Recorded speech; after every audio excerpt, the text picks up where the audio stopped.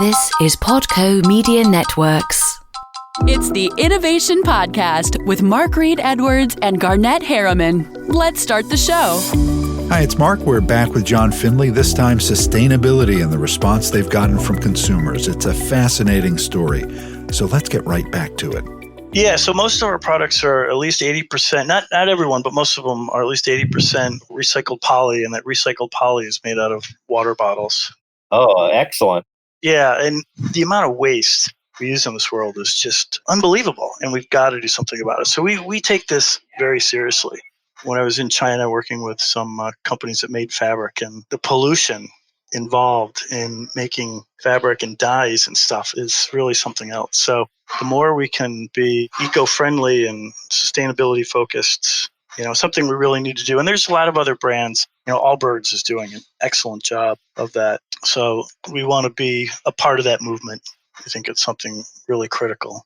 I don't know if you delved into this based on whatever insights you got from looking at MAS, but MAS is a global leader in clean fabric dyeing and other textile-related processes, doing them in a clean, sustainable way. I think their factories are even certified. South Asia, India, Nepal, Sri Lanka is not exactly the most eco-friendly part of the world. Right. But MAS is like a significant standout, not only in that region, but like globally. That's good to know. Yeah, I would love to talk to them because that is important. As much as we can make everything sustainable, and even our packaging, the outer package, the mailer is recyclable and recycled. And then the inner package is biodegradable. It's really cool plastic we found through our source in Taiwan. We do the best we can. We're always looking to improve. I love the sustainability piece. I love that the recycled bottles goes into the poly that you use.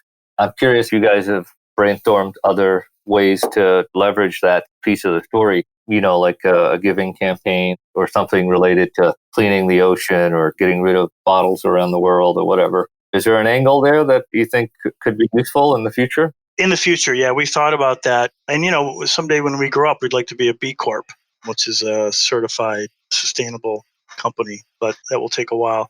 I got to tell you, though, I think being eco-friendly and having a sustainability focus is important, but it's not usually a consumer's first choice.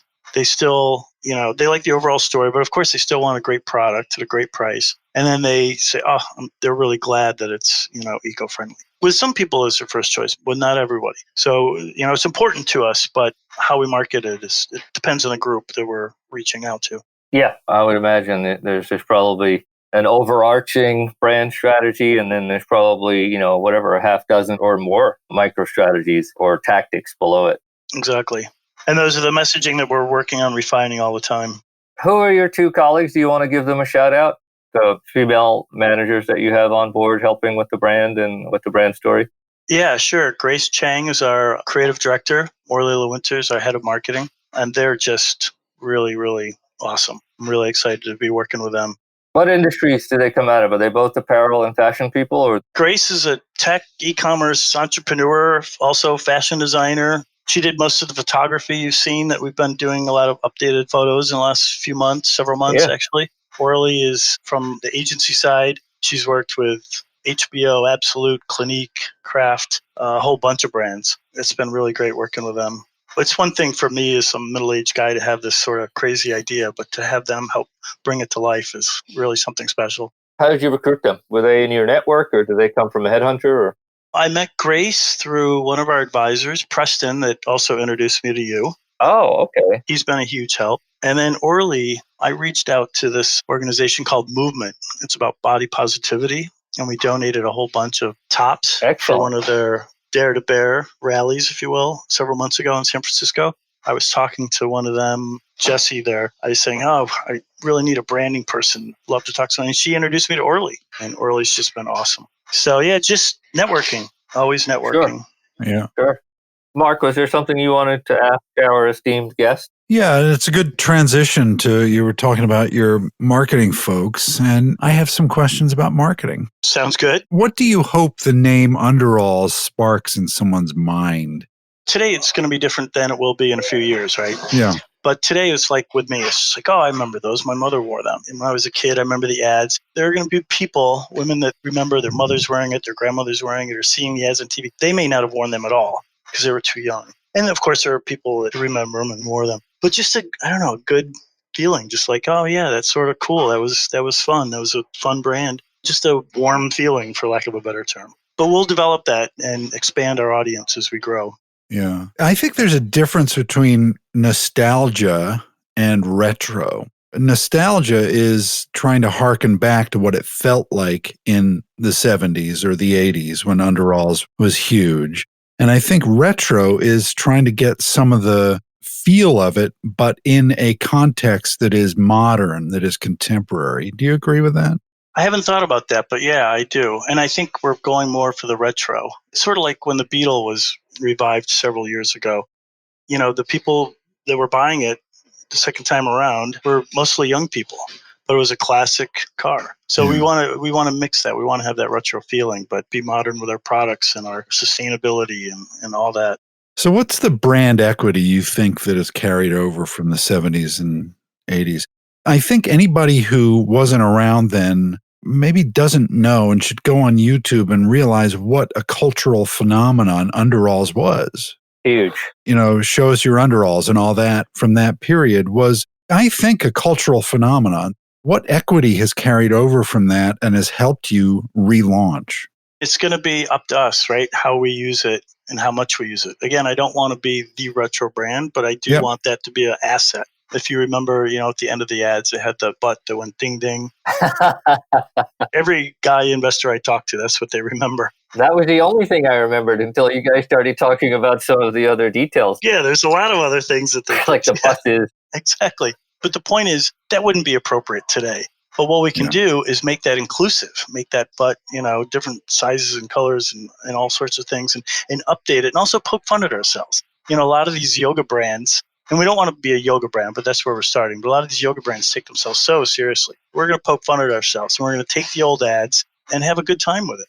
I love that. I think the lighthearted approach is always going to win minds and hearts. I sort of look at it like, I think the three of us will understand. I don't know if the younger people will, but it's sort of like MASH. MASH, the TV show, is very, very funny. But it had its poignant moments too, right? Yeah. That's what I want to do with Underalls. Overall, we're going to be really funny and lighthearted and not take ourselves seriously. But there will be times, whether it's women's empowerment or the environment or something that, things get a little bit serious. Yeah. That's what we want to mix. That's an interesting comparison. It's kind of the pathos of life and the fun of life too. Exactly. And I think that we'll be able to reach a really broad audience. A lot of these new brands are really cool, but they get fairly narrow and focused. I think we can be as big as a Under Armour or Gap. I think we can be really broad and we'll have a wide appeal, I believe. In reviving this brand, what were the main challenges to bringing the brand back? Forget about finding capital and all that. That's a big piece. No, I understand that, but you've got your creative director, you've got your marketing director. What are the challenges that they are facing in bringing back this brand and reviving it, taking the paddles to the chest and, reviving this brand after quite a long break? Yeah, well, the first things we did were, come up with a product that goes directly back to our roots, which I think is awesome. And then also we updated the logo and just sort of the voice of the brand. We did all that. And then as we move forward, we'll always sort of tweak the brand. The whole point of the digitally native company is to be engaged with your customer and interact with them. We'll be a reflection of them. So as we grow, it'll change. But, a lot of it so far has been sort of what we envisioned it as, with the updated colors and with the updated logo and all of that. My last question is about the designs, which are, pretty bold and striking in many ways. And how does that reflect or affect the way that you market the company? The way the landscape is out there for... I personally don't like how judgmental Mark Reed Edwards is being right now. What are you looking for, Mark Reed Edwards? Are you looking for like pinstripes and herringbone? What are you looking for, buddy? No, I'm just saying they're bold. They're really, really beautiful. But if you look at what's out there, it's a bold world, if you will, for yoga pants. Yeah. So that's sort of, that's where we're competing. And again, we're mixing the old and the new, and that's part of our new side, if you will. But again, we are going to create some designs that have a little bit more of a throwback to them. But no, the designs we have, I think they fit great with today's market, and we've gotten a great reception. Uprising is cool. I could see why that's popular. I really like the Kelly and Lennon. I don't really understand what's the origin of the name for that. Is that who designed it, or who's Kelly and Lennon? I completely am spacing on the Kelly part, but the Lennon is John Lennon. Oh, It was a mix of those two things that one of our early designers created. I like it a lot, actually. Clearly unique. The white Kelly and Lennon is pretty awesome, actually. The camouflage thing I'm curious about because it's like a non-traditional camouflage color palette. Those have been popular too. I like those as well, yeah. Very cool. And I see that you guys have done your homework on color fads and color. You've got a couple of very popular colors in here in your solids, azure. The team has. I can't claim any thing to that. That's not me.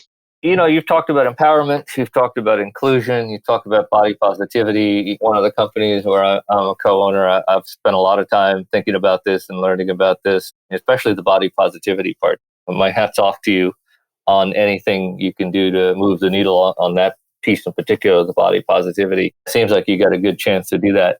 But there's something else that you and I talked about in one of our recent conversations that had to do with more like LGBTQ. Can you tell that backstory?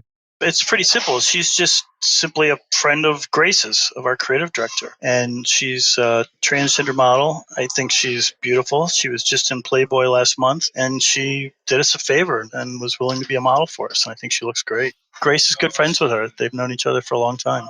That's radical inclusion, right? I guess so, but I don't look at it that way. She's really cool and she looks great and she's a friend of Grace, and that's that. I think it's sort of simple. Yeah. Some people differ, have a different opinion, but I think it's just sort of basic. I thought it was very, very nice of her to model for us. She's really taken off. Who cares what the naysayers are saying? None of them are paying the bills anyway, right? Exactly. What is the most surprising customer response, or unexpected or bizarre? What's come back from your audience that you didn't expect? Oh, that's a good question. And I'm trying to think. I mean, just dealing with consumers, and I love them to death, but sometimes the bike shorts were too long or too short. Just some stuff that we couldn't really control. Somebody gave us a 4-star review because they were a shorter person and the legs were too long on them. We need to, eventually we're going to do 7/8s and capris, and we're going to have other styles that are shorter. And that's something we need to do. We just don't have that in our repertoire right now. But on the other hand, she tags us all the time and she loves us. So it's sort of funny. Just typical consumer stuff. Everybody has sort of their own expectations, which is fine. And you try to meet their needs and get them what they want. Mark is the branding expert, but I have my own personal theories, and I would always defer to people who just actually do this stuff for a living, versus just opine on it like I do. Years ago, and maybe Mark can help me and remember the guy who wrote the book. I think he was the former head of J. Walter Thompson, wrote a book called Love Marks. I'm a big fan of the core branding philosophy that drives Love Marks. Love Marks basically says, as a brand owner, a brand creator, a brand renovator, whatever, your brand flourishes when your customer loves, like emotionally loves your brand. And your job as the brand owner, renovator, whatever, is to find more ways to love them back. Yeah. Yes, I agree. That was the CEO of Saatchi & Saatchi. That's what it was. Kevin Roberts. That's the guy. Love Marks. I mean, everything comes back to love. What it actually says is that people make decisions and build loyalty based on their emotions and the way they feel about something. So it's really a very kind of personal decision that's based on their emotions. That's exactly right. And that's what the beauty of the brand is. Any brand, right? That's the hardest to quantify. I mean, how do you quantify love? If you're in love with someone, how much is that worth? I had an argument with a friend the other day who's very empirical, and he's like, how much is that brand worth? And well, I'm like, how do you quantify it? But it's the most valuable, I think. Again, that's why I'm doing this. If I was just doing John's leggings, it wouldn't mean anything. I could come up with some cool name. I could figure out, hire somebody, or just come up with some interesting name. And that's what a million other yoga brands have done. But to have this history and depth and something you can look back on and also build on, that's what I think is special. And that's what you want to do, is build that emotion, have that emotional connection. That's what it's all about. I do a lot of work in B2B marketing, and I've been preaching this for 20 years, that people are not corporations, and businesses don't sell to businesses. They sell to human beings. That's something only in really the last few years that big B2B brands have understood. Until bots actually are the purchasing managers, you're dealing with people and they want an emotional connection too. The reason I brought it up in the context of the lady who is complaining about the bike short length. Don't quote me on that. I don't remember what the complaint was, but it was something interesting. And on the other hand, she's very proactive about tagging you. And Right. So to me, that is a love conundrum right there, right? Because clearly she loves the product. And I feel like the way to respond to that, when it's appropriate and when you're, appropriately capitalized and all that stuff, is to embrace it, right? And to clearly figure out what you can do on God's green earth to make her happy with the length of your bike short. That is absolutely right. That story to me resonates a lot because it really speaks to the personalization. It speaks to the amount of love and the emotional connection that woman has with your brand. It's really your game to lose. When someone feels that strongly about you, that they would have that criticism and or have the proactivity around tagging you on social media. To me, the battle is already half won. That's the strongest signal, right? That means they care. Absolutely. No, I agree. That's an asset, clearly. So this is personally my favorite part of the podcast. I'm going to ask you, John, for a couple of your big picture predictions. What do you see happening in the next year, couple of years, 3 years, either in business, society, culture, all three? With Underalls or with... No, in life. You can answer it in a narrow sense with Underalls, or you can be as expansive. And this is one of those things. I had a mentor that used to say, you try to give people enough rope to hang themselves. Yeah, I see the rope coming.